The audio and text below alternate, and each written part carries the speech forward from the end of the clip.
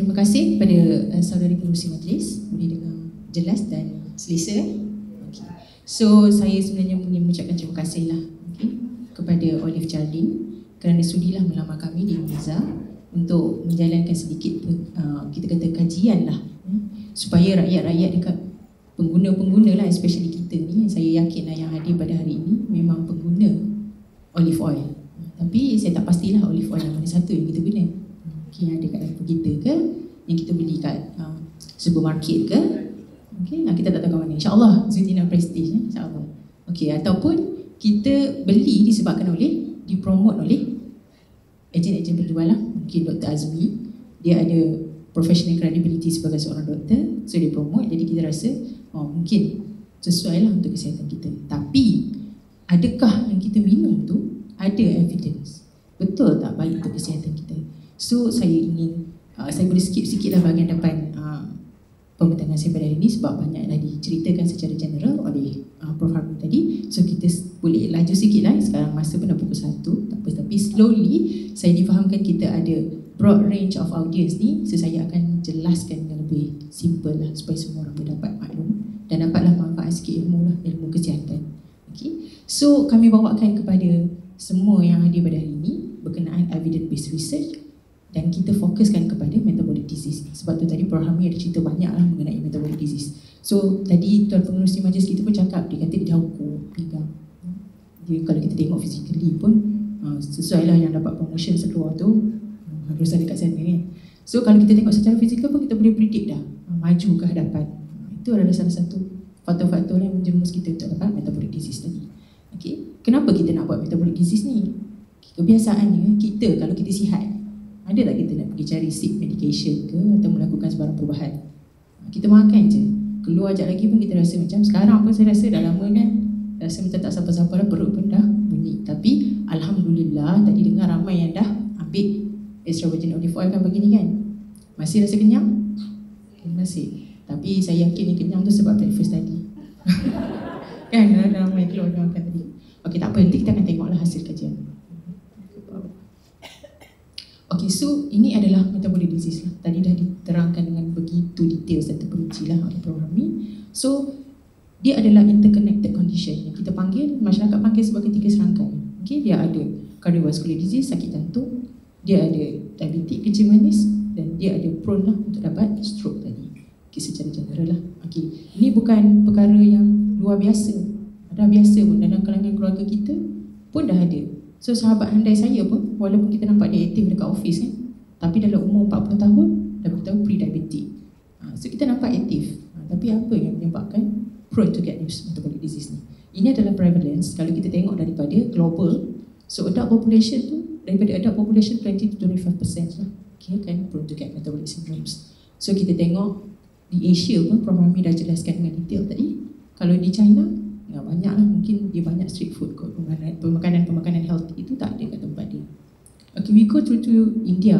India lagi lah, everyday roti canai, kan, chapati, curry, semua kan berlemak.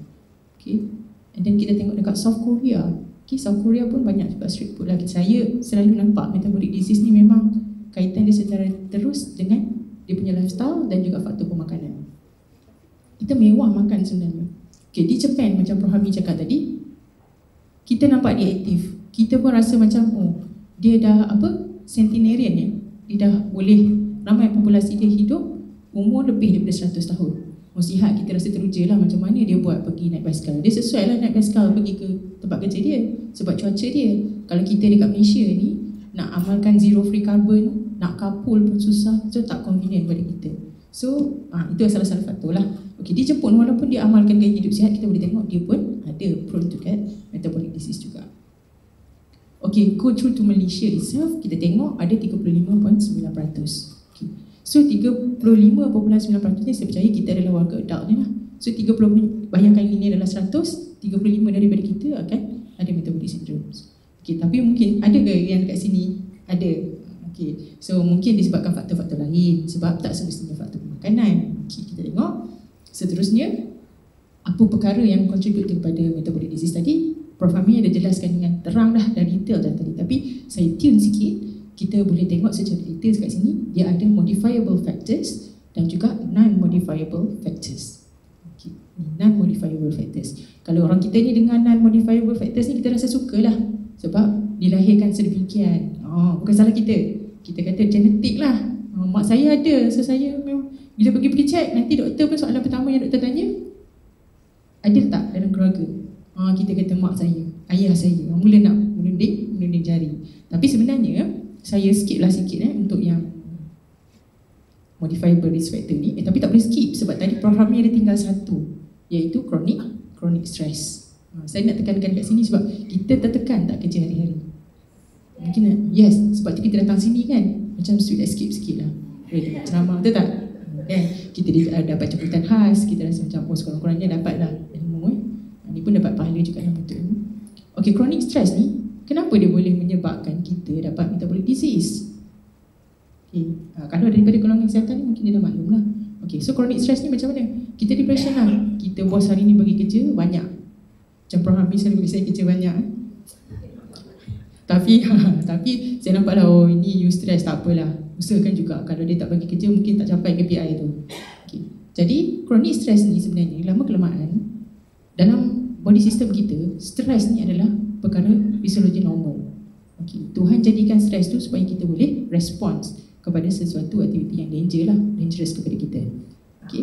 Macam mana dia nak respons? So badan kita ni bila ada sesuatu benda yang bahaya, contohnya kita nampak anjing jebol, tapi kita takut dengan anjing, jadi kita nak lari, betul? So pada waktu tu dia dah ada satu stress, tapi itu satu keadaan, saya kata ni chronic stress. Okay, regularly being exposed to stress, badan kita akan riliskan satu defensive mechanism di mana dia akan riliskan hormon kita panggil sebagai cortisol. Okay, so hormon cortisol ni sebenarnya hormon untuk digunakan supaya badan kita boleh produce gula, dan gula tu harus dibakar lah. Tapi dalam keadaan chronic stress ni, bila kita stress, apa yang kita buat adalah ada cadangan. Bila kita stres, makan. Memang pertama stres kita makan. Makan pula pergi buat apa? Healing pergi makan dekat kafe. Ada kek, kopi okey. Kopi sekarang saya nampak ramai lah yang minum kopi tanpa gula, that's good lah. Okey, makan pula dengan kek. So bahayalah pada situ. Dan apabila kita stres, kita akan tidur. Kita tak bakar gula-gula tu tadi. Okay, so lama kelamaan dia akan menyebabkan keradangan dalam badan kita. Okay, so kita tengok poor quality of sleep juga. Okay, tadi Prof Hamid kata bangun tidur, dah lifestyle kita bermula daripada bangun tidur. Sebenarnya 24 jam pun dalam kehidupan kita ni, itu adalah lifestyle kita. Tak cukup tidur pun adalah lifestyle kita. Okay, sepatutnya Allah tu dah jadikan waktu malam tu adalah waktu untuk kita berehat lah. So badan kita secara normal akan produce hormon yang kita panggil sebagai melatonin. So bila kita tidur, melatonin ni akan aktifkan parasympathetic system. So parasympathetic system tu kita balik dengan yang chronic stress tadi. So dia akan heals, dia akan menyebabkan kita relax. So bila dia relax, segala aktiviti yang kita tak buat pada waktu siang, waktu malam tu akan take over. So akan recharge balik lah, re-energize balik lah proses-proses dalam badan kita. Okay, kalau kita tengok seterusnya, untuk non-modifiable risk factors ni, kita kata genetik lah. Perkara utama genetik lah. Age dan gender tu ada contributing factor juga. Okay, kalau untuk faktor genetik ni, kita kata mak kita, ayah kita. Jadi kita ni most likely, mungkinlah kalau mak dan ayah kita tu pun pada umur 45 tahun dah ada diabetes, mungkin kita lagi senang lah nak dapat pada umur 40 tahun dah ada pre-diabetes dan sebagainya. So sebab apa? Sebab kita ni sebenarnya hari ke hari kita senang di-expose kepada perkara-perkara environment kita, makan apa semua tu adalah faktor yang boleh mempengaruhi genetik dalam family tadi. Itu kita panggil sebagai epigenetics. So lepas ni kalau kita dengar perkataan epigenetics tu kita fahamlah, maksudnya perkara-perkara lain yang boleh mempengaruhi genetik dalam badan kita. So kalau kata kita ada family yang ada diabetes, boleh tak kontrol dengan lifestyle kita? Boleh lah. Maknanya kata kalau kita jaga makan, kita ambil amal makanan yang baik-baik, so insyaAllah lah boleh mengubah lah genetik tu.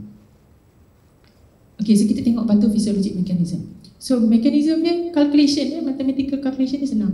Kalori intake tu berlebihan berbanding dengan kalori expenditure. So kalori intake macam biasa, food intake, stress depression medication, contoh ubat-ubat yang boleh menyebabkan prone to more calorie intake ni adalah ubat antipsychotic, contohnya SSRI. Okay, kemudian kalori expenditure ni memang berlaku dekat kita, reduce physical activities. Dan disease ni jarang-jarang berlaku lah. Bukan jarang-jarang berlaku, ada. Contohnya disease seperti hypothyroidism. Okay, thyroid hormon dia tu kurang. Jadi bila kurang, metabolism dalam badan tu slow. Bila metabolism slow, maksudnya kalori yang diambil tadi tu tak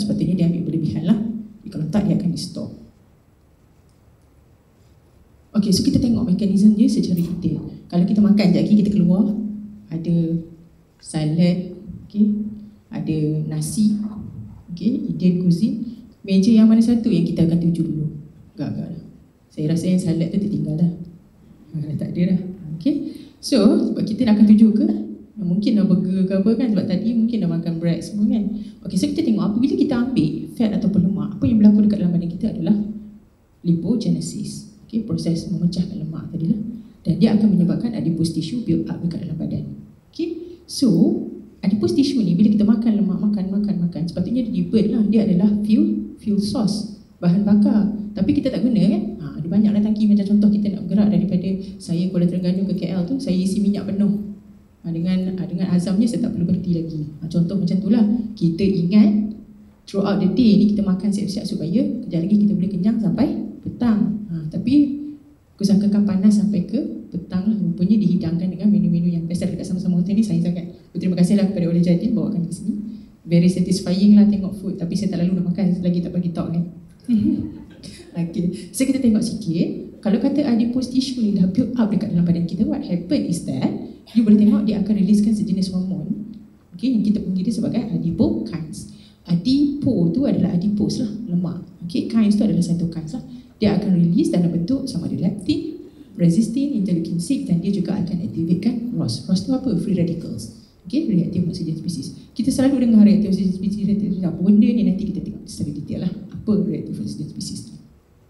Okay, so secara normal ni apabila kita makan, pankreas kita ni, pankreas dalam bahasa Melayu apa? Pankreas lah kan. So dia akan riliskan sejenis hormon yang dipanggil sebagai insulin. Insulin ni nantilah yang akan bind kepada insulin receptor supaya sel-sel dalam badan kita nanti boleh ambil glukos.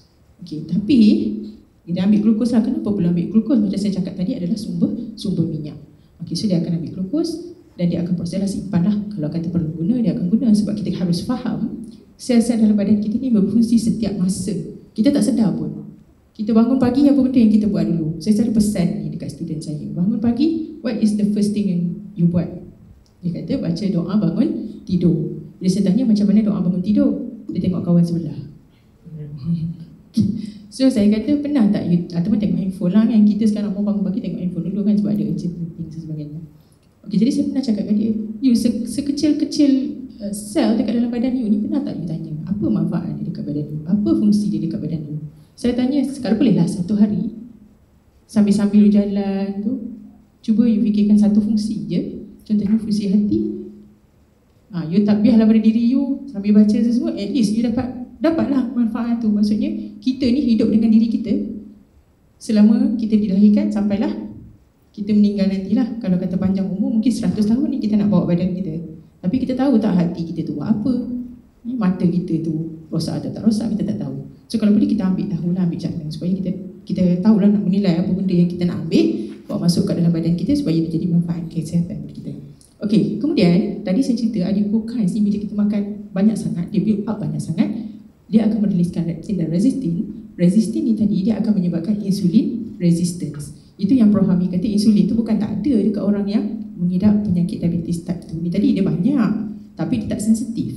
Okey, mungkin disebabkan oleh receptor down regulation dan sebagainya lah. So glukos ni tadi tak boleh diambil. Sebab itulah glukos surge dekat dalam blood vessels tu banyak.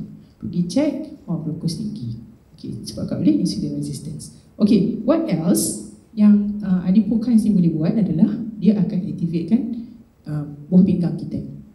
Okay, so apa yang diaktifkan adalah renin, angiotensin, aldosteron sistem kita. Dekat fisiologi kita panggil RAS system lah. Okay, so RAS system ni apa yang dia buat adalah untuk fungsi simpatetik, which is dia akan increase, dia akan causes vasoconstriction. Bila vasoconstriction maksudnya saluran darah kita besar, tapi bila dia constrict dia jadi kecil. So bila dia kecil, blood tu akan jalan dengan lebih laju. So lama kelamaan akan menyebabkan darah tinggi. Okay. Kemudian kita tengok di hati. Dekat hati, apa yang adipokine, leptin dan sebagainya ni buat adalah dia akan increase digestion of the VLDL, conversions of the VLDL ni, all fatty foods ni yang kita buat dalam yang kita dapat tadi daripada pemakanan kita. Okey, sebenarnya liver ni adalah organ paling terbesarlah dalam tubuh badan. Okay.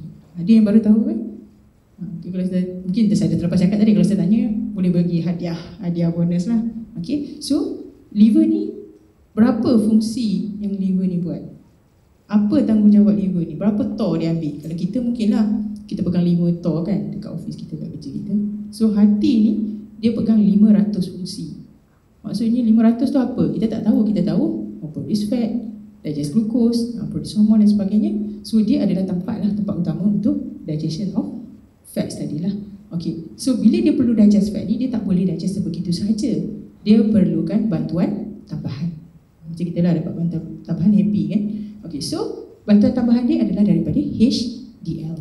Sebab tu, kalau kata kandungan HDL kita tu rendah, dia amat bahayalah, sebab kandungan lemak tadi, lemak-lemak yang kita makan tadi dalam bentuk kolesterol-kolesterol yang jahat tadi tak boleh di-convertkan kepada kolesterol yang baik untuk diambil oleh sel-sel dekat dalam badan kita.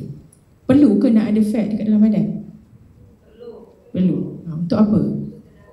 Untuk tenaga, betul. Untuk otak, sebab otak mostly adalah fatty tissue kan? Fats lah, fats. Okay, lagi?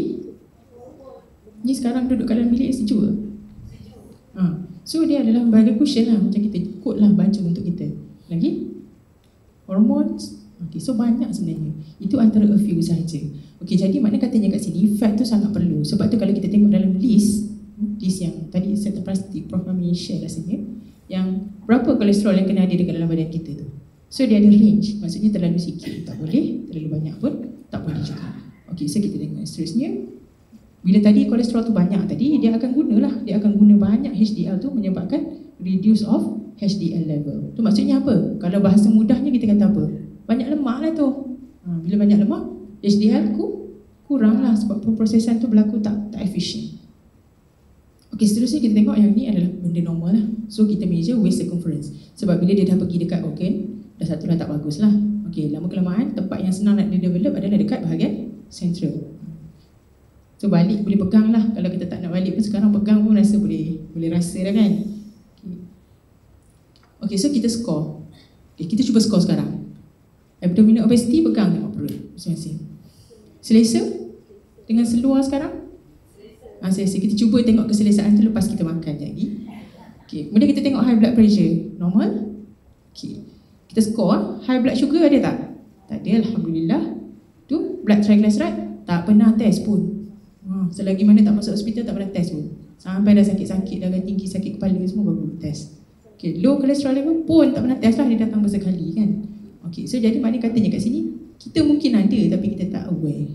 So boleh baliklah cuba buatlah setahun sekali. Balik-balik Prof, berapa tahun sekali Prof? Berapa tahun sekali, berapa bulan sekali untuk buat saranan?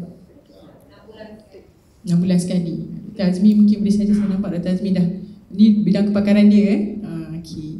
So kita tengok yang seterusnya, big questions. Kalau kata kita dah ada metabolic disease ni, boleh tak kita nak intervene? Okay. So biasanya kita takkan cegah lah selagi mana kita tak sakit. Okay, sampai bila kita dah sakit, doktor kata nak makan ubat. Kita mula kata kena makan ubat ke? Pula. Okay. So kita kata kalau tak nak makan ubat, boleh tak kita kontrol? Boleh. Caranya adalah social tadilah, lifestyle tadilah, kontrol makan, buat physical activity, rajin dok nak bersenam. Tahulah semua macam dah. Okay, so kita pun tak rajin mana pun nak bersenam sebab kita tak ada masa pun nak bersenam sebenarnya lah. Okay, kita pergi kerja sebelum subuh, balik kerja selepas maghrib contohnya lah, dah sampai kat rumah lah maksud saya, unless kita bekerja dekat gym. Itu memang bidang kerja kita lah. Okay, balik-balik tu tidur, proses melatonin pula kan. Okay, so kita boleh tak intervene naturally? So mungkin ada yang dah ada kat dapur masing-masing lah olive oil. Dulu saya, bukan dulu pun, sampailah saya jumpa dengan Jadin group ni, Olive Jadin ni, saya masih ragu-ragu nak minum olive oil walaupun dah disebut di dalam sunnah kan, Al-Quran dan sunnah semua. Saya kata, Prof Ami pun ada tanya saya, you dah minum belum? Saya kata, mana evidence Prof?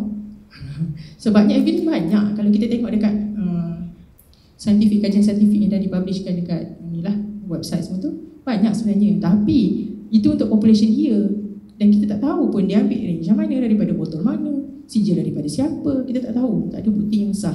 Jadi tuan-tuan yang dah ambil hari ni, saya nak tanya sikit lah, kita interaktif sikit lah menjelang tengah hari kan. Takut dah masing-masing.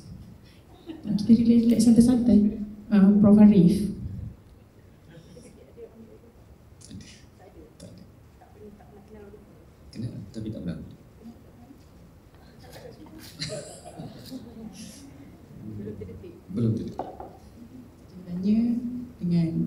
Puan. Ambil untuk kesihatan. Sebab dulu masa sebelum saya ambil sejak 2018. Sebelum tu nampak kesan dia. Sebelum tu saya rasa macam kita punya badan tak berapa stable. Okeylah, saya rasa macam ada banyak kebaikan dia. So alhamdulillah lah. Tapi asal yang pertama kita ambil tu daripada siapa? Siapa yang suggest? Maksudnya Mula-mula nak ambil tu, nak jadikan dia sebagai amalan tu, siapa yang suggest? Siapa yang sarankan? saya jumpa ada ustazah tu lah, dia memang jual minyak zaitun. So dia cerita kebaikan minyak zaitun. Saya sebenarnya alhamdulillah sihat, tapi saya suka nak makan untuk kebaikan dia sendiri. So alhamdulillah lah kita kata kat sini kasih. Okay, so alhamdulillah lah kat sini dia konsum sendirilah, puan tu konsum sendiri, so ada manfaat kesihatan. Tapi yang promotnya adalah orang lain lah, jurujual. So jurujual ni dia boleh come out dengan testimoni mungkin dia generate sendiri semua kan, kita tak pasti. Okay. So saya, dia kalau tanya dekat saya tak akan minum lah selagi tak ada bukti. Okay, sebab lagi pula saya insyaAllah setakat ni sihat kan, so jadi kita tak ada nak intervention kan dan sebagainya. Okay, kalau kita tengok daripada variety of olive oil sendiri ni, dan daripada kajian-kajian yang dah dijalankan tadi ni, yang melambakkan kesan-kesan kebaikan terhadap penyakit metabolik lah, kardiovaskular disease, berlambak banyak sangat kan. Sebab kita nak digest tu, boleh buatlah satu bibliometric analysis pula, come out dengan data dan sebagainya. So tapi sesuai ke tidak dengan populasi dia. Okay. Kita tak tahu corak pemakanan dia, diet dia seharian berbeza. Okay. Contohnya orang di Mediterranean dia banyak makan roti. Kita dekat lokal ni banyak makan nasi. So kandungan nasi dengan kandungan roti tu berbeza. Kalau pula dia ambil whole to meal punya yang bread tu, so berbeza lagi baiklah manfaat kesihatan dia. Jadi conclusion dekat sini, does all of olive oil yang ada dekat market ni ataupun yang dibuat kajian tu betul-betul extra virgin olive oil? Betul ke tidak? Sebab kita kena faham konsep dia adalah any kind of oil yang dihasilkan daripada zaitun dinamakan sebagai minyak zaitun. Dia okey ke dia tak okey ke, dia dalam pati ke, kalau dia diproses melalui buah zaitun, kita panggil minyak zaitun. Guna untuk bakar, minyak zaitun juga, tapi yang mana satu? So kita tak tahu. Okay, so objektif kajian kita pada yang kita buat sekarang ni, kita nak tentukanlah betul ke tidak. Kalau lah kita consume extra virgin olive oil, terutamanya dari segi early harvest, sebab yang kalau kita tengok di jurnal-jurnal saintifik yang dah dipublish tu, kebanyakannya buat pada late harvest. Late harvest tu maksudnya buah yang dah tua lah, buah yang dah warna kehitaman. Okay.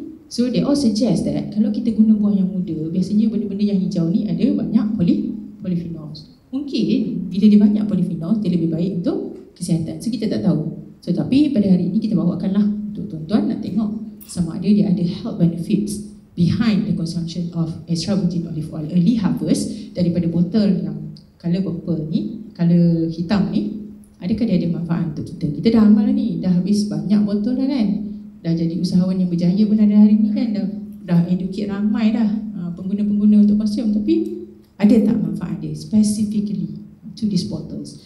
So kita akan tengok spesifik kepada model metabolic disease lah. Okay. Sebab kalau kita tengok manfaat kesihatan spesifik kepada metabolic disease untuk early harvest ni, yang dah dibuat di negara-negara Mediterranean pun sangat limited. So kita buatkanlah untuk kali ni. Okey, kemudian kita tengok olive oil ni ada banyak jenis, nanti mungkin akan diceritakan oleh Dr. Azwin. Tetapi kalau kita tengok dekat shopping mall, yang mana satu ni? Contohlah kita pergi hari ni, diletakkan shelf dekat kita, disuruh kita pilih. Pandai tak? Kalau yang dah undergo kursus, mungkin pandailah nak pilih EVOO yang mana, ataupun boleh refer kepada guidebook yang Olive Jardine bagi dalam bag tu. So dia ada bagi guidebook, dalam tu ada nyatakan juga macam mana kita nak kelaskan dia olive oil atau tak. So since lama dah saya tak beli olive oil dekat shopping mall sebab korang gemar, yelah kecil-kecil lahir pun kita tak di-expose dengan olive oil kan. Nak beli pun nak masak sebab kononnya nak masak spaghetti. Dia kata masak spaghetti lah macam Mak Saleh masak kan pakai olive oil. Tapi sebenarnya bukan semua olive oil tu sesuai untuk dimasak sebab boiling point dia rendah. Sebab tu kalau balik ni boleh cubalah. Kita letak panaskan periuk, tuang olive oil tu, tengok sekejap je dah berasak. Okay. So sebenarnya ada yang sesuai untuk masak dan ada yang tak sesuai untuk masak lah. Sebab tu kita punya minyak sawit tu sesuai untuk masak, boiling point dia lebih tinggi. Okay, so ini adalah sebenarnya standard yang kita perlu ikut lah. Kalau dia adalah extra virgin olive oil, dia mestilah asid lemak bebas dia less than 0.8. Kepada siapa yang belum maklum lagi, so dia mesti 0.8. Dan virgin ini adalah kriteria-kriteria dia. Kalau lampatin pula, dia mesti more than 2, by which more than 2 ni memang tak sesuai dan tak fit for consumption. Tapi ada tak dekat market? Ada. Kat market Malaysia? Macam mana nak tahu? Dari mulut ke mulut, kita tak tahu. Sebenarnya nak confirmkan dia perlu lalui satu proses lah, proses biochemical analysis dia lah. Okay? Analisis kimia, Prof. Buat analisis kimia, tengok konten dia. Sepatutnya olive oil ni dia sepatutnya ada certain trace dia yang dia ada. Kalau dia tak ada tu, dia must be something wrong lah. Okay, so ini adalah subjek yang kita guna. Dan kita, mula saya fikir juga bila kami nak buat kajian ni, banyaklah benda yang keep on going on my mind kan. Saya fikir, kita ni nak buat benda yang raw. Biasanya kami ahli penyelidik ni, kalau kita buat kajian, biasanya specific compound. So kalau specific compound ni, kesan dia kita boleh nampak straight tau. Kalau kata natural products, okay, benda yang kita consume secara large macam tu, dia susah nak dapat effect, susah nak dapat constant output, constant effect kita boleh tengok. Sebab dia multi targeting lah biasanya, sebab dia ada banyak sangat komponen-komponen kecil kat dalam tu yang dia ada effect terhadap, dia akan bind to different receptors dekat dalam badan kita. Okay, so tapi memandangkan kita tengok penghilangan dan datangnya ada sertifikat dan sebagainya ni, so kita yakinlah produk ni dia melalui satu proses penghilangan yang standard. Jadi produk lain dia ataupun from bottles to bottles, dia tak akan ada variety sangat. So dia akan constant sajalah kandungan dalam dia punya minyak tu tadi. Okay, so ini adalah research design yang kita gunakan. So saya terangkan sikitlah kepada tuan-tuan. So kita bagi dalam metod co-treatment. Co-treatment tu maksudnya macam mana? Maksudnya kita makan high fat diet bersekali dengan olive oil tadi. Okay, biasa kita suka makan tak? Suka makan. Kalau orang bagi kita pilihan, makan, stop makan, consume olive oil, boleh terima tak? Tak berapa nak boleh terima sangatlah drastically sebab kita nak makan. So jadi what happen kalau kita makan tapi kita supplementkan dengan extra virgin olive oil? Macam kita buat sehari ni lah, kita makan tapi kita consume olive oil juga. Jadi kita nak tengok ada tak effect dia. So kita ada group lah, normal diet, high fat diet dan juga kumpulan drug kawanan kita lah, kita guna metformin. And then kita ada group yang kita bagi 0.5 ml, tu subjek kita tikus lah pada masa ni. And then kita bagi high fat diet dengan 1 ml, high fat diet dengan Zuitina 1 ml dan juga 3 ml. So mungkin ada di antara tuan-tuan tanya saya lah, 1 ml tu bersamaan dengan berapa kalau untuk manusia? Okay, macam mana saya tentukan dos tu? Okay, so jadi dos tadi seperti yang dah diterangkan oleh Prof. Hamid sebentar tadi, kebanyakan suggestion dia adalah dos di antara 15 hingga 30 ml. Okay. So sampai tak kita suka betul-betul tak? Saya tak pastikan 15 ke 30 ml tu mungkin sesuai untuk warga Mediterranean lah, bukan warga kita. Sebab different food variety kita tadi tu lah kan. Okay, kalau kita mungkin dos dia berbeza, tapi untuk kajian kami ambil kajian literature tu sebagai basis lah untuk tengok dos apa yang sebenarnya elok untuk kita consume. Yelah kalau macam tadi saudari tu kat belakang cakap, oh kalau kita consume banyak cepatlah habis, rugilah, bukan murah minyak zaitun ni kan. Satu botol berapa? Hari ni dapat diskaun RM90. Okay, satu botol dah mahal. Jadi kalau konsum sikit dah ada efek, bagus lah, tapi rugi dah tuan cakir. Konsum sikit dah. Okay, so nak kena konsum banyak lah. Tapi konsum banyak bagus ke tak bagus? So untuk jalankan eksperimen ini, uji kaji ini, kami start dulu dengan toxicity study. Sebab kita nak tahu kan, kalau kita konsum banyak sangat, toksik ke tak toksik. So kajian toxicity tu kami dah publish lah di beberapa conference, dan didapati kita bagi maximum tolerated dose pun, maximum tolerated volume untuk kita punya subjek ni, which is 10 ml. Kalau dalam badan kita 10 ml tu bersamaan dengan 100 ml. 100 ml banyak mana ya? Suka dekat botol kita 150 lah. 100 ml tu dekat-dekat nak penuh lah satu hari. Mampu tak? Tak mampu. Tapi tak apa, sebab itu kita buat kajian toxicity. Jadi kita simulatekan sebab kita nak tentukan dos. Kalaulah kita overly ambil extra virgin ni, bahaya ataupun tak bahaya. So didapati memang tak ada kesan sampingan lah, liver clean dan sebagainya. Okay, so kita kata kalau kita suka sangat, gemar sangat minum olive oil tu, nak minum satu botol terus hari ni beli nak habiskan, so tak ada masalah lagi lah. Tapi jangan amalkan lah, saya jangan amalkan sebab dia juga ada kandungan lemak. Okay, so apa yang kita tengok Yang sini saya tambah satu lagi kumpulan, which is kumpulan lampate tadi, yang tak fit for consumption. So kita nak tengok juga, yang ni ada dekat market Malaysia. So kita bawakan sekali, kita nak test. Betul ke tak betul? Kita bagi dos yang sama lah, kita bagi dos 1 mil.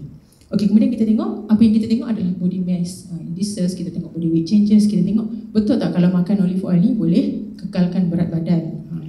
So seronok lah kan kita, tak perlu exercise. Kemudian kita tengok adipose tissue, and then kita ambil lah cardiometabolic parameters ni adalah parameter-parameter yang boleh kita guna untuk kita sukat metabolic risk tadi. Okay, sebagai contoh kita tengok lipid profile, kita tengok antioxidative capacity dan sebagainya lah. Kemudian kita buat juga histologi lah to support our findings. Okay, so untuk set yang kedua pula, kami buat untuk grup yang dah ada metabolic disease. Macam contoh kalau kita tak sakit macam saya, mungkin less likely lah saya akan jadikan benda tu sebagai amalan. Okay, tapi kat sini kita bawakan bersekali lah sebab kita nak simulate in a real situation ni. Kalau kata kita disuruh makan olive oil, kita nak makan dengan gaya yang macam mana.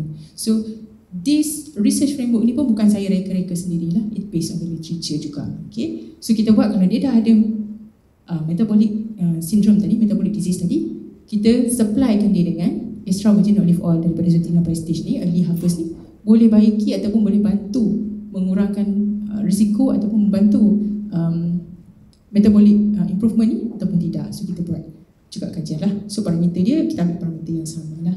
Okay. So result yang pertama kita tengok on body weight changes. Okay, kalau kita tengokkan dekat sini, kita tengok normal growth dulu. Okay, kita setiap hari memang normal lah body growth tu untuk tikus ni tadi. Sebab kita guna tikus yang cukup umur lah untuk jalankan uji kaji. Kalau kita tengok untuk control group yang kali hitam ni tadi, okay, kali hitam ni, so growth dia ataupun weight dia akan berubah secara konsisten lah, cantik lah. Kalau dia makan high fat diet, naik juga, okay, naik dengan tinggi dia lah. Okay, kalau kita tengok daripada warna hijau ni adalah Zucchina prestige extra virgin olive oil, dia berlaku peningkatan dalam berat badan, which is okay. Maksudnya kalau dia turun berat badan, bahayalah. There must be something wrong. Macam mana pula? You makan, tapi you makan juga olive oil, macam mana boleh turun berat badan ni? Saya pun nak beli. Okay, saya nak consume terus lepas ni. Okay. So kita tengok juga yang seterusnya yang kali hijau ni, hijau olive ni, yang dekat bawah ni adalah kumpulan lampate tadi. So kalau saya mungkin sekarang dah berbelah bagilah. Makan olive oil. Oh, yang ni lagi signifikan ni, sampai ke bawah ni, lambat. So boleh maintain, kekalkan berat badan daripada muda sampai ke tua. Boleh pakai baju Raja Sehari tadi. Yang Prof Hamid mungkin boleh pakai semula lah, baju Raja Sehari. Baju apa? Raja Sehari sebab tu tak boleh pakai Prof. Raja Sehari je kan? Okay, so kita tengok yang colour grey ni tadi. Ini adalah untuk yang effect diet lah, kumpulan kontrol positif kita. So jadi kita cuba nak buktikan dekat sini lah, kenapa berat badan tu naik tetapi masih dalam control mode. Okay, so sebenarnya bila kita tengok, kita buat kajian ELISA lah. Kajian ELISA tu kita tengok concentrations of the hormone ataupun certain molecules dekat dalam badan kita ada ataupun tak ada. Okay, bila kita tengok dalam kumpulan olive tadi, yang dapat treatment olive daripada 0.5, 1 dan juga 3 ni tadi, kita tengok nampak peningkatan leptin tadi. So apa tu leptin? Leptin tu sebenarnya adalah satu hormon. Tadi kita kata kita makan develop adipose tissue, betul tak? So adipose tissue ni tadi dia akan produce hormon yang dipanggil sebagai leptin. So leptin ni fungsi dia adalah untuk warning kita cukuplah makan, dah kenyang. So maksudnya dia akan bagi signal kepada hypothalamus kita dan otak untuk cakap dekat kita stop eating. Dia adalah hormon satiety. So tapi kalau kata orang yang tak ada leptin ni tadi, dia akan kuat makan. Tapi kan, cuba kita fikir secara logik orang yang gemuk banyak adipose tissue, makna kata dia ada banyak leptin, betul? Tapi kenapa orang yang gemuk kuat makan? Macam canggah pula kan? Dia gemuk patutnya dia banyak leptin, tapi kenapa kuat makan pula? Okey, sebenarnya leptin tadi kalau dia terlalu banyak, dia menyebabkan insulin resistant. Okey, so dia tak boleh lagi banyak leptin ni, very good. Tak, sebenarnya kalau terlalu banyak, dia berlebih-lebihan dekat dalam badan kita, dia akan menyebabkan disruptive changes kat dalam badan. So jadi bila leptin ni tak berfungsi, jadi ada tak glukos uptake kat dalam badan? Insulin tak boleh berfungsi kan? Glukos boleh masuk tak ke dalam sel? Tak boleh kan? Lama-kelamaan kalau kita perasan, orang yang obese akan develop diabetes, lama-kelamaan akan jadi kurus. Betul? Muscle wasting dan sebagainya. Itu Itu adalah sebab dia. Kalau terlalu banyak sangat leptin akan menyebabkan bahayalah pada tubuh badan kita. So, jadi kat sini saya nak kata, oh baguslah Zutina Prestige ni boleh diikatkan leptin. So dengan berdasarkan satu kajian ni juga saya boleh ambil? Tak boleh. Sebenarnya kita kena confirm dengan beberapa kajian lagi lah. Okay. So kita tengoklah, boleh ke dia modulate fat level dekat dalam badan kita. Banyak kajian cakap boleh control, boleh increasekan high fat, high density lipoprotein. Betul ke tak betul dengan Zutina Prestige yang kita ada dekat dapur kita pada hari ini? Okay. So kita tengok dulu lipid metabolism. Oh, lipid transport mechanism. Ilmiah sikit lah hari ni.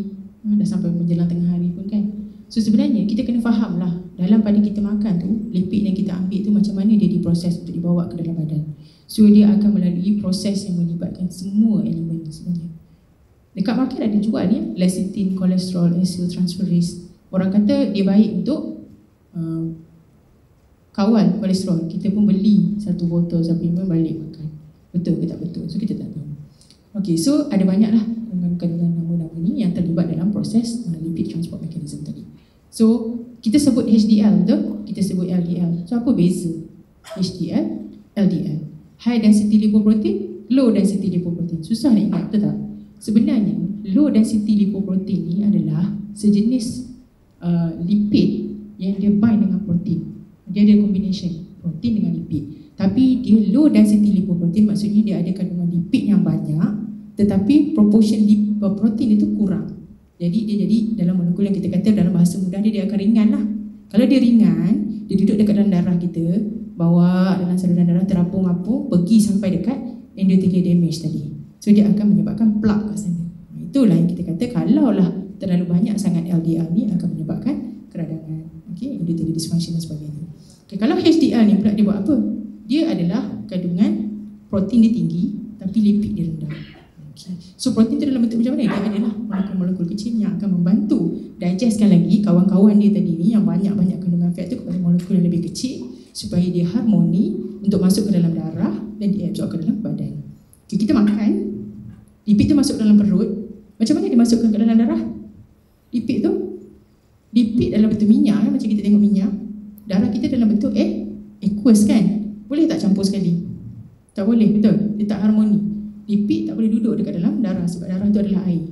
Jadi dia kena transform dulu kepada bentuk-bentuk yang lebih mudah, harmoni masuk ke dalam darah, barulah dia boleh pergi ke seluruh badan yang kita nak guna dia tadi. Contohnya, nak produce hormon reproduktif. Pergilah kat tempat reproduktif organ. Nak producekan hormon yang diproducekan oleh otak sebagai contoh. Dia pergilah dekat otak dan sebagainya. Okey. Bermula daripada kita makan tadi. Okey. Tempat pencernaan yang pertama adalah di bahagian mulut. Dia ada salivary lipase. So dia akan digest kepada small fat droplet, masuk lagi dan hati kita akan bantulah. Dia akan producing pulse out iaitu hempedu. Dia akan pecahkan lagi kepada molekul yang lebih kecil. Kemudian dekat pankreas pun dia akan bantu. Dia akan bagi lagi lipase, enzim untuk digestkan lipid tadi. Sebab disebabkan dia diriliskan oleh pankreas, jadi pancreatic lipase lah. Okey, kemudian barulah dia sesuai dalam bentuk micelle ni tadi, barulah dia sesuai untuk absorption oleh sel-sel dekat dalam perut. So kita tengoklah what is actually happening kat dalam perut adalah kita ada sel-sel perut ni kita panggil enterocytes lah. Okey. So tadi dia dah dipecahkan ke dalam molekul yang kecil ni. Kemudian bila dia masuk dalam enterocyte, dia ada satu program lagi. Program apa? Program repackaging. So dia dah repackage balik ke dalam bentuk yang lain. Kita panggil dia bentuk chylomicron supaya dia lebih sesuai untuk masuk ke dalam saluran darah. So kemudian dia akan pergilah ke lymphatic system. Dia akan adalah ApoB48 bind dengan dia. Kemudian baru dia sesuai masuk ke dalam circulatory system. Tapi seperti yang saya cakap tadi lah, kalau kata dia dalam bentuk LDL, VLDL, dia adalah bentuk yang tidak sihat dan terapung-apung, kita nak kurangkan dia. Jadi yang akan bantu kurangkan bentuk yang tidak sesuai berada dalam darah ni adalah HDL. Saya panggil HDL ni rancangan bantuan tambahan. Sebab apa? Sebab dia ada ApoE dan juga ApoC2 ni. Dia akan add on kepada VLDL tadi, ApoE dan ApoC2 ni supaya dia lebih mudah untuk dibawa lah, lebih kecil. Okey, so apa yang ApoC2 ni buat? Dia akan activatekan lipoprotein lipase, pecahkan lagi. Tadi VLDL, very low density lipoprotein, maksudnya lemak dia terlalu banyak, protein sikit je. Okey, kemudian dia akan convert kepada bentuk yang lain lagi. Okey, barulah dia sesuai, barulah dia akan convert kepada fatty acid masuk ke dalam badan kita lah. Dan harus diingatlah, okey, sebenarnya tubuh badan kita ni, saya selalu pesan dekat student saya lah, Allah ciptakan sistem dekat dalam badan kita ni selalu ada sistem backup. Okay. Telinga kita ada dua, betul. Satu tak boleh pakai, satu lagi mungkinlah insyaAllah boleh guna. Mata pun ada dua. So sama juga dengan sistem metabolik dekat dalam badan kita, dia ada rescue system dia tersendirilah. So for example like lipoprotein lipase ni tadi, dia juga boleh diaktifkan by insulin. So mana katanya kat sini, kalau lah tubuh badan kita insulin resistance, ada tak insulin? Tak ada. Okay, so dia susah lah nak translatekan triglyceride tadi kepada, transformkan triglyceride tadi kepada free fatty acid. So this happening, dia pergi ke dalam liver, dia dalam bentuk VLDL, kemudian proses lagi, HDL ni keep on helping sebenarnya. Sebab tu pentingnya ada kandungan HDL yang tinggi dekat dalam badan. So dia pergi lagi, circulate balik dan sebagainya lah seterusnya. Okay, mudahnya kita nak cakap dekat sini, kalaulah kita ada LDL, okay, LDL ni dia ada satu molekul kita panggil apolipoprotein B10. Saya senang nak ingat lah kalau cikgu chemistry saya, cikgu biochemistry saya, dia suruh hafal ni, saya bukan seorang yang hafal, jadi saya susah nak ingat. Jadi senang saya diingat, Apo B100 adalah berat tu meningkat 100 kg. So LDL ni dia ada protein Apo B100 ni, dia lah yang menyebabkan kegemukan. Senang nak ingat kan. Okay, so next question, dia boleh tak improve lipid profile? So kita buat uji kaji tadi, kalau kita tengok daripada total kolesterol, so ini kita compare dengan kumpulan yang dapat high fat diet lah, sebab subjek kita ni memang dapat high fat diet juga. So kita tengok adalah peningkatan total, penurunan total kolesterol. Dan kalau kita tengok dari segi triglyceride juga, comparekan dengan kumpulan yang high fat diet tadi, so dia berupaya lah untuk kurangkan total triglyceride level tadi. Okay, talking about HDL dan LDL, kita kata kalau makanan tu boleh tingkatkan HDL, reducekan LDL, so membantulah, proven lah. Okay, so jadi kita tengok dekat sini, kita tengok juga, so kalau dari segi HDL level, okay, Alhamdulillah setakat ni berupaya untuk tingkatkan HDL level, dan kalau LDL berupaya lah untuk reducekan HDL level. So ini adalah kajian primary je yang kita buat, preliminary sahaja kita buat. Okay, mungkin ada yang tertanya-tanya kenapa kita perlu gunakan haiwan makmal, betul tak? Kan kalau dekat study dekat Mediterranean diet semua tu, Mediterranean country semua, ada even in China, dia dah buat guna manusia. Kita boleh tak nak guna manusia? Boleh? Okay, kalau macam tu, saya nak buat eksperimen menggunakan manusia. Sebahagian sini kita bagi grup yang dapat extra virgin olive oil daripada Zutina Prestige Early Harvest. Dan kumpulan Prof. Harmi tadi saya bagi lampate. Bahagian sini lah. Itu bahagian Ustaz tadi, kita bagi lampate. Nak tak Ustaz? Senang. Jadi dia mesti melalui kajian preliminary dulu, buktikan bahawa dia tidak toksik, lalui kajian preliminary dulu, barulah kita boleh promote. Dengan hasil-hasil yang kita dapat ini pun sebenarnya tak cukup, kita kena support lagi dengan hasil kajian yang lain, data-data yang lain lah, supaya barulah kita boleh release kepada manusia lah untuk guna. Okay, kalau tak unethical lah. Saya sebagai penyelidik, betul.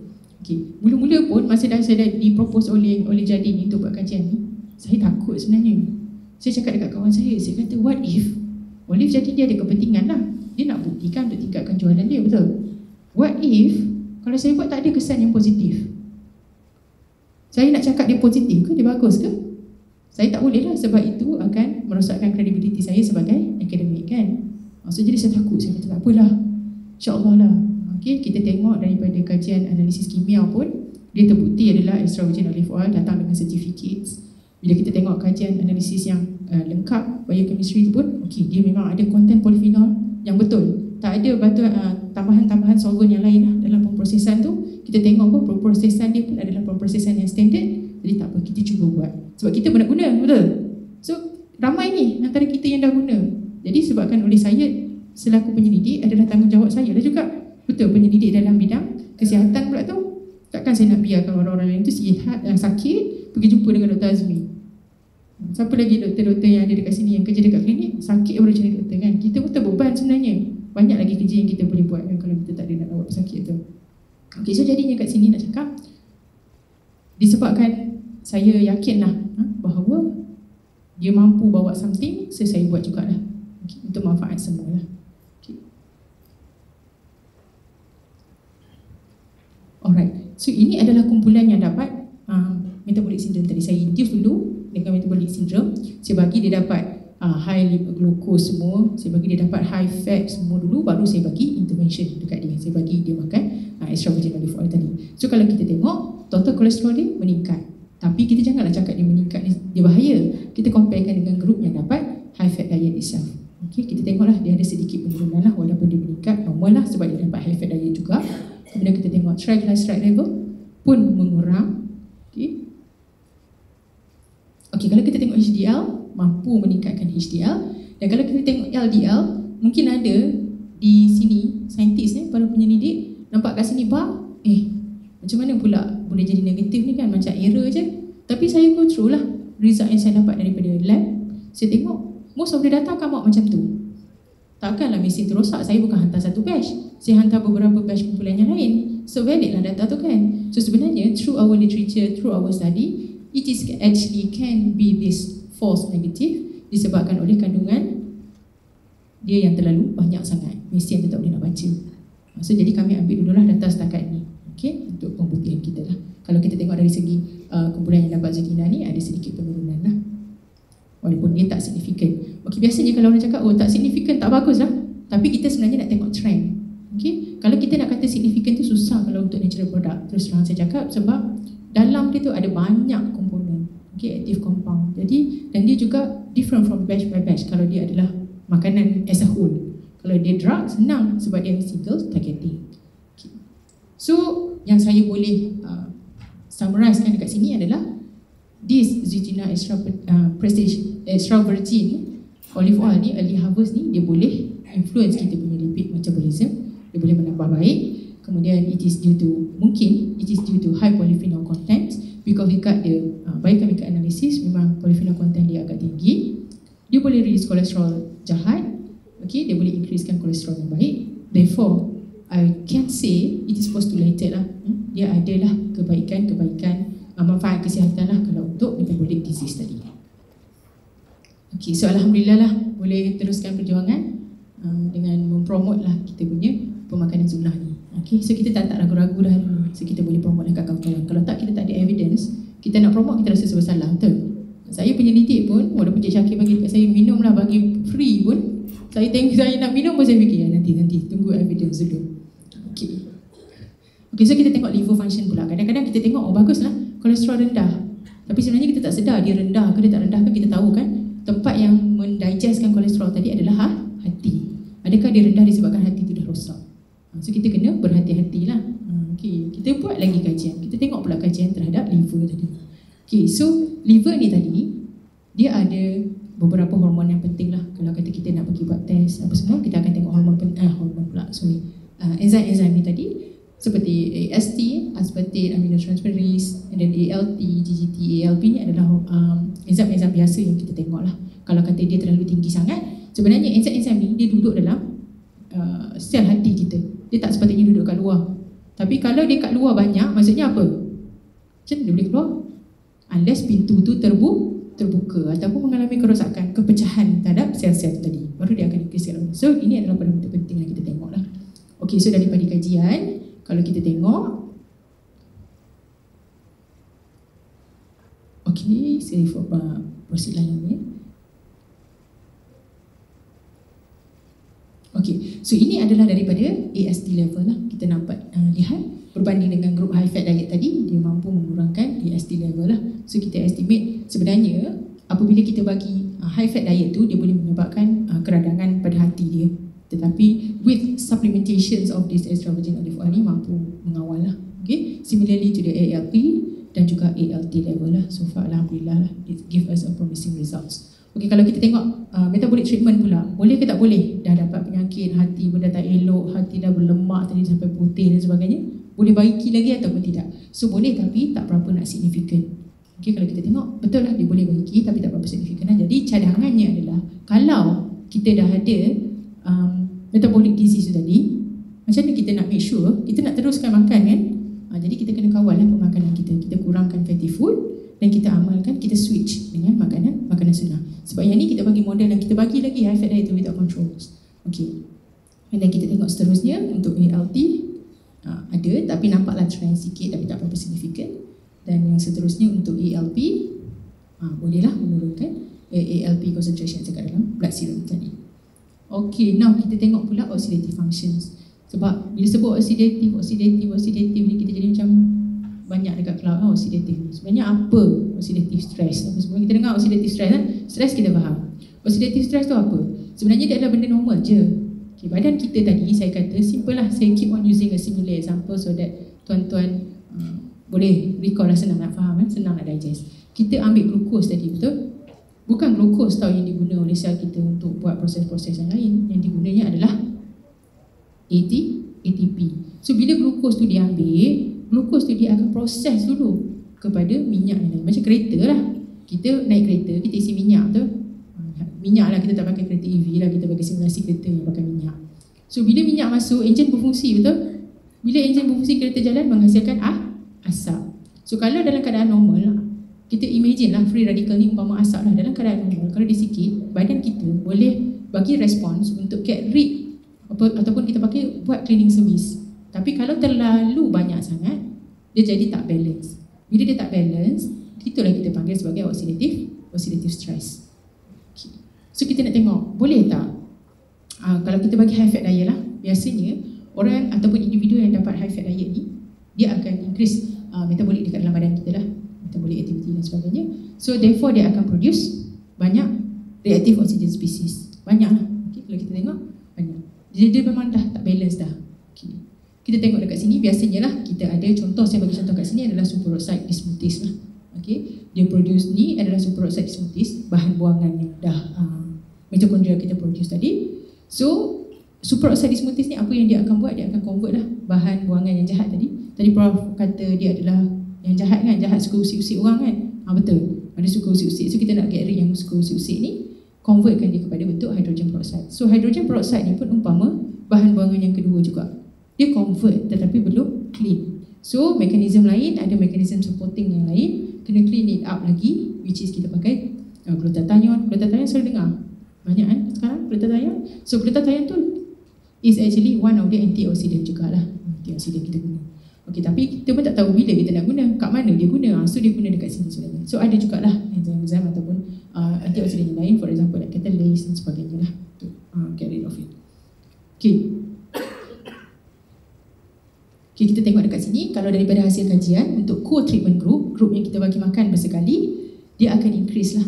Okay. Superoxide dismutase dan TSH ni kita nampak tak ada kesan yang signifikan terhadap TSH. So dia ada beberapa faktor lagi lah yang kami perlu lihat dan kami perlu teruskan lah buat analisis lah, okay, statistika analisis lah untuk tengok kenapa dia tak ada significant level. Tapi sebenarnya kalau dia tak signifikan pun is okay. Sebab apa? Badan kita bukan semua respon kepada satu benda yang sama. Okay. So kita tengok dekat sini, ini adalah kumpulan yang dapat metabolic disease tadi. Kita bagi apa tu? Nutritional prestige tadi, kita tengok, oh okay, so kandungan SOD dia on par sahajalah, tapi nampak trend. Tapi kami cuba kajilah kenapa with a certain findings juga. So daripada research literature kita jumpa, dia kata causative ataupun unchanged level of SOD ataupun catalase ni disebabkan oleh over expressions of that oxidative stress. Dia terlalu banyak sangat. Badan kita produce sebenarnya tapi tak cukup nak combat, possibly due to that reasons. Okay. So ini adalah untuk GSH. Kita nampaklah kalau kumpulan yang dapat metabolic disease tadi, kita tengok GSH dia ada peningkatan. Okay. So kalau daripada sini saya boleh simpulkan, grup yang kita makan co-treatment bersekali dengan olive oil, kesan dia tak sama dengan kita dah sakit dulu baru kita consume olive oil. Tapi both of it menunjukkan peningkatan SOD ataupun superoxide dismutase, antioksidan lah, dan juga GSH lah, glutathione. Okay. So support lah kepada kajian-kajian literature yang dibuat sebelum-sebelum ini lah. Okay, so summary of the findings, what I can say is that dia adalah ada sedikit kesan hepatoprotective, by which kita dah induce damage kepada dia dengan induce-nya high fat diet dan sebagainya, dah damage kepada liver dia, tapi dalam masa yang sama dia masih lagi protect keadaan liver tu. So dia ada sifat hepatoprotective lah, against metabolic damage. Dan dia juga boleh improve lipid metabolism dan ada capacity as antioxidative properties dekat dalam dia. So what I can say, insyaAllah lah dia boleh ada potential untuk anti-inflammatory activities lah against liver damage. Okay. So nak terus makan lepas dah baru jumpa 3 ataupun 4 data tadi, dah boleh nak teruskan lagi? Okay. So sebenarnya daripada data-data yang kita buat tu adalah data-data awal sahajalah. Okay, so I have to put a disclaimer here, adalah data-data awal yang kita gunakan haiwan. So kalau kita nak guna confirm betul kesan dia tu boleh reduce kepada human, so there are a lot of study yang kita boleh buat sebenarnya, bukan sikit-sikit. Kalau kita tengok kajian literature di Google Scholar sebagainya, bukan baru hari ni buat kajian, dia dah buat kajian berpuluh-puluh tahun yang lalu. Okay, so untuk early harvest ni very rare lah, tak banyak lagi kajian yang kita boleh tengok, very limited and rare, especially untuk metabolic disease. Okay. Okay, so what I can say lah, beyond the oil, so healthy eating and lifestyle still matters. So there is no magic bullet untuk kita. Okay, untuk kekal sihat kita kena makan makanan yang sihat lah. Okay, so dia adalah smart addition sajalah untuk makanan kita. Okay. Nak kata dia boleh mengubati, so kita tidak kata dia boleh mengubati, tapi dia boleh membantu. Okay, so ini acknowledgement sikit lah untuk kesemua yang terlibat dalam kajian kami. So saya ada all members of the research team, termasuklah research team member R&D daripada Olive Garden sendiri, Dr. Suhana, Dr. Ashraf, juga Cik Shakila. Okay, kemudian kita ada juga laboratory staff, dan kita ada postgraduate students jugalah yang dia datang untuk internship sebenarnya. Tapi saya kata why not? I try to explore this. If this is good for you, why not you join venture with Olive Garden? Boleh okay? Saya kata you dah ada education tu. Kan, lagi you senang bila you cakap sesuatu benda ni based on you punya research, so lagi mudah lah. Kalau orang lain yang mungkin bukan bidang health, mungkin you nak cerita balik apa yang saya cakap tadi, jadi macam satu kompleks pada you kan. Okay, kemudian kita tengok Olive Garden Marketing lah bagi kita opportunity untuk collaborate dengan rakan industri, dan kita give benefit back to the population kita lah pada hari ini, insyaAllah. Okay, I think that's all from me today. Dah mencecah ke satu. Terima kasih.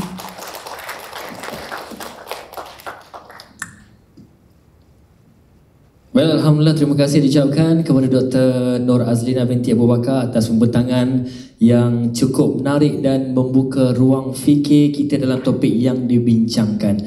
Mohon semua untuk tidak berasap kepala ya, untuk sebentar tadi. Dan mungkin kita nak buka satu soalan kepada tuan-tuan dan perempuan yang mungkin ada terlintas soalan-soalan untuk diajukan terus kepada Dr. Nur Azlina. Boleh Doktor ya? Satu soalan boleh ya? Ada ke? Ada? Oh. Dr. Azmi, dipersilakan Doktor.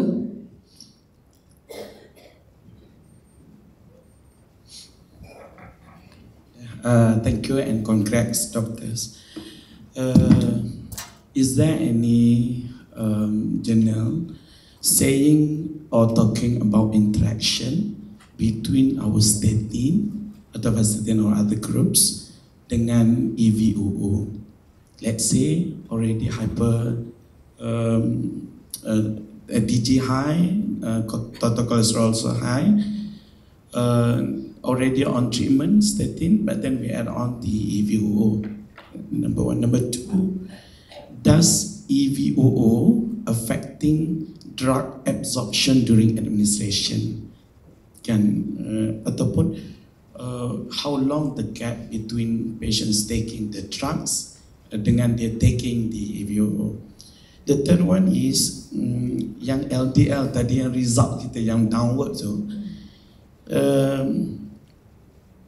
maksudnya we cannot say LDL will reduce significantly by using EVOO. Okay, thank you so much. Okay, so kalau kata saya jawab soalan yang pertama dulu ni, adakah kajian yang dah jalankan sama dengan kesanan statin ya Doktor? Okay, terus terang dinyatakan di sini bahawa saya bukanlah orang yang terlibat di dalam bidang direct lah, klinikal, direct kepada bidang perubatan sama. Jadi saya tidak memandang secara detail lah sama ada dia berupaya untuk berinteraksi dengan statin, sebab saya faham ramai pasien yang datang kat kita ni adalah consumer pada olive oil tadi. Jadi dia nak dapatlah feedback, betul. Dalam masa yang sama bukan setakat statin sahaja, ada juga macam contoh dia ambil drugs ataupun metformin medication tadi, dia ambil bersekali untuk olive oil, sesuai ataupun tak sesuai. So kajian tu sangat limited dan kami tak go through thoroughly untuk dapatkan satu hasil pandangan lah. Mungkin insyaAllah selepas ni kami boleh buat kajian bibliometrik bersama dengan doktor insyaAllah, sebab saya nampak kepentingan itu pada doktor. So mungkin daripada situ kita boleh bagilah feedback yang seterusnya lah, ataupun daripada hasil kajian lampau lah. Daripada hasil kajian ni sangat limited lah. Okay.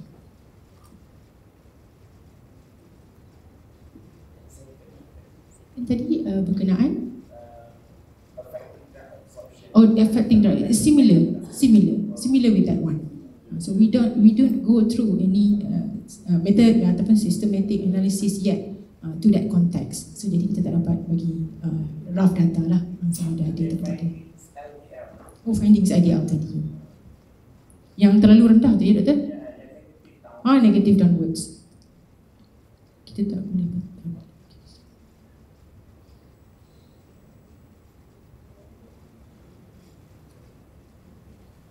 Okey, saya ingatlah slide tadi yang negative downwards tadi. So